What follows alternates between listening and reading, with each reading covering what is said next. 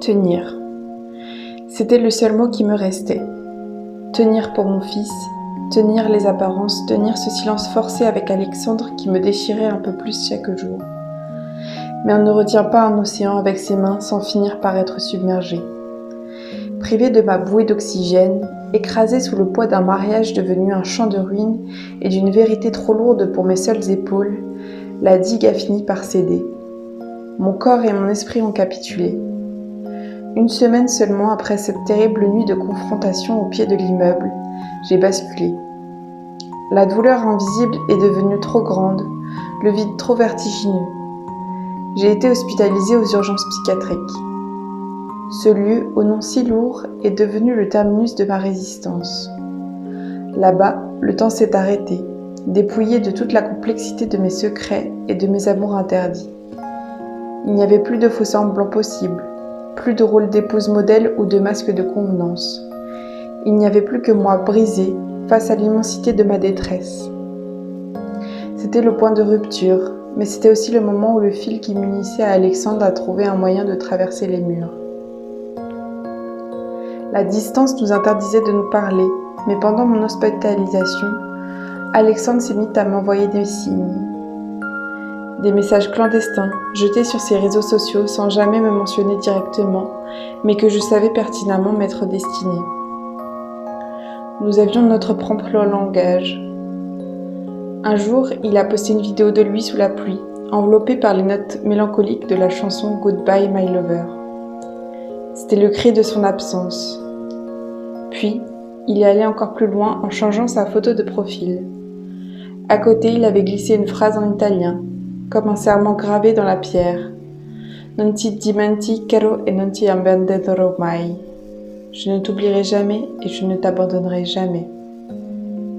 Et pour que le doute n'ait aucune place, il avait ajouté une lettre, mon initiale, le L. Puis, le fil s'est reconnecté de manière plus directe. Bravant les interdits, il a fini par m'envoyer un message. Des mots profonds, dictés par le manque, où il mettait enfin à nu toute sa complexité. Il est difficile pour moi de te dire les choses, je passe par différents moyens pour les exprimer. L'esprit humain est complexe, souvent les choses surgissent, des choses qu'on peinait à croire. Ces choses-là surgissent quand la personne n'est plus entourée de la personne qu'elle aime. Le cœur a ses raisons que la raison ignore. En lisant ces lignes sur mon écran, j'ai senti mon cœur s'alléger.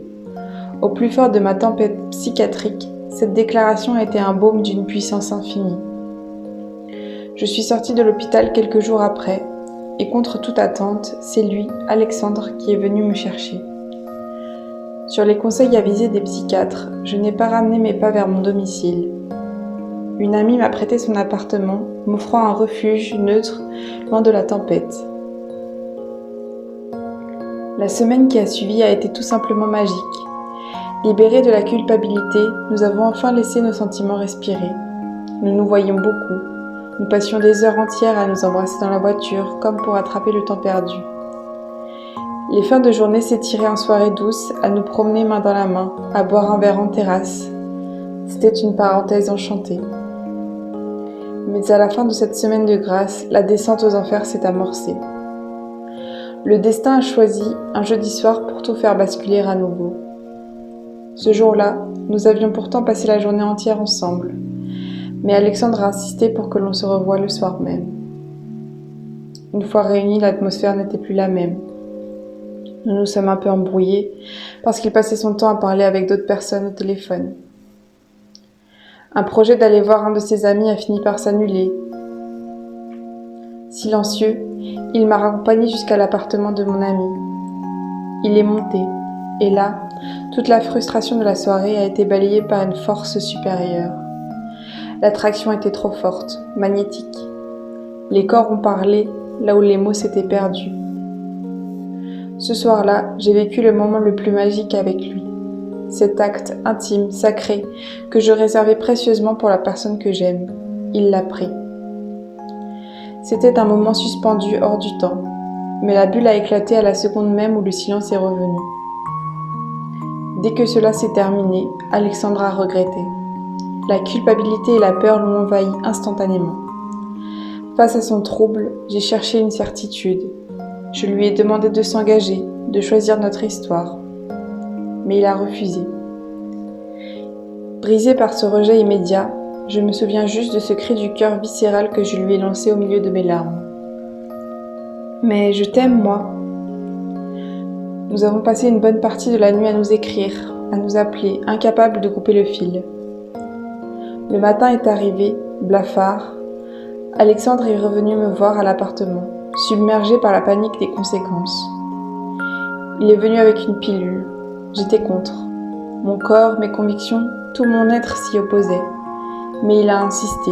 Il m'a forcé psychologiquement. Alors j'ai cédé. J'ai avalé cette pilule par pur sacrifice, pensant dans ma vulnérabilité que c'était la seule solution pour le garder à côté de moi. Juste après, nous sommes sortis marcher quelques pas, bras dessus, bras dessous, dans le parc juste à côté. J'avais un rendez-vous ce matin-là.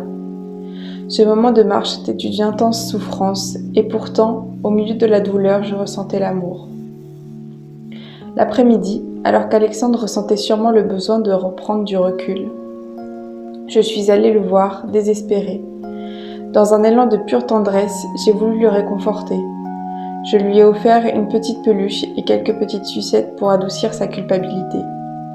Je voulais rester avec lui, mais il n'a pas pu m'apporter ce dont j'avais besoin à ce moment-là. Repoussée dans ma détresse, je suis partie poser mon immense chagrin sur un banc, dans un parc, en laissant couler mes larmes. Ce banc a marqué une frontière, c'était la dernière fois que nous nous voyions avant un long moment. Nous avons continué à discuter par message pendant quelques mois, tentant de maintenir un équilibre déjà rompu. Puis, le coup près est tombé. Un peu avant la nouvelle année, la coupure a été totale, brutale. Pendant presque une année entière, je n'ai eu aucune nouvelle de lui. Un an de grand silence. Pendant cette année de vide et d'absence, il a bien fallu continuer à avancer. Le sursis de l'appartement prêté s'est achevé et j'ai dû sceller mes secrets au fond de moi. Je suis retournée avec mon mari dans le quotidien. J'ai repris le cours de ma vie de famille, retrouvant les gestes routiniers, les journées ordinaires et le rôle que la réalité m'imposait. J'ai remis de l'ordre dans les jours qui passent, me concentrant sur mon fils, cachant la blessure de ce jeudi soir derrière la normalité des semaines qui s'enchaînent.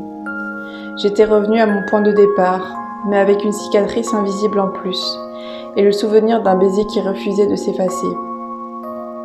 Le fil était devenu totalement invisible, perdu dans le tourbillon du quotidien, jusqu'à ce que le temps fasse son œuvre et que les chemins se croisent à nouveau.